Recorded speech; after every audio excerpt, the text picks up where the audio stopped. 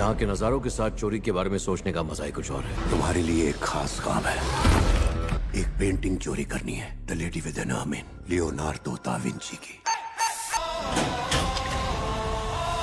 आज की इस वीडियो के अंदर हम बात करने वाले हैं एक ऐसी सीरीज की जहां प्यार सिर्फ प्यार नहीं होता बल्कि एक ऐसा खेल बन जाता है जिसमें हर इंसान किसी न किसी को इस्तेमाल कर रहा होता है। तो हेलो मेरे दोस्तों, आज हम बात करने वाले हैं नेटफ्लिक्स की बेहद अलग और दिमाग घुमा देने वाली series Berlin and the lady with an ermine की। अब देखो, अगर तुमने पहले कभी ऐसी सीरीज नहीं देखी जहाँ चोरी से ज्यादा खतरनाक लोगों की सोच हो तो भाई ये सीरीज तुम्हें काफी सरप्राइज कर सकती है। कहानी शुरू होती है बर्लिन से। एक ऐसा इंसान जो बाहर से बेहद क्लासी, इंटेलिजेंट और चार्मिंग दिखाई देता है लेकिन अंदर से उतना ही डेंजरस है। ये आदमी बंदूक से कम और अपने दिमाग से ज्यादा खेलता है। लेकिन इस बार मामला सिर्फ चोरी का नहीं है, क्योंकि कहानी में एंट्री होती है एक रहस्यमयी लड़की की जिसे लोग लेडी विद एन अर्माइन के नाम से जानते हैं। अब ये नाम क्यों पड़ा, उसके पीछे भी एक बहुत बड़ा राज छिपा हुआ है। पहली नजर में वो लड़की बिल्कुल शांत, एलिगेंट और इनोसेंट लगती है, लेकिन जैसे जैसे कहानी आगे बढ़ती है वैसे वैसे पता चलता है कि असली खेल तो वही खेल रही है। और भाई यहीं से शुरू होता है माइंड गेम्स का असली तूफान। अब यहाँ कोई किसी पर भरोसा नहीं करता। हर इंसान के पास एक सीक्रेट है और हर सीक्रेट किसी की जिंदगी बर्बाद कर सकता है। सीरीज की सबसे खास बात यह है कि ये तुम्हें जल्दी आंसर्स नहीं देती बल्कि धीरे धीरे तुम्हें अपने जाल में फंसाती है। एक एपिसोड खत्म होगा और तुम सोचोगे अब सब समझ आ गया, लेकिन अगले ही एपिसोड में पूरी कहानी उलट जाती है। अब बात करें बर्लिन के कैरेक्टर की तो भाई उसकी स्क्रीन प्रेजेंस लिटरली अलग लेवल की है। वो जब भी स्क्रीन पर आता है ऐसा लगता है जैसे कोई शातिर खिलाड़ी पूरी चेस बोर्ड कंट्रोल कर रहा हो। उसकी बातें, उसका कॉन्फिडेंस और लोगों को मैनिपुलेट करने का तरीका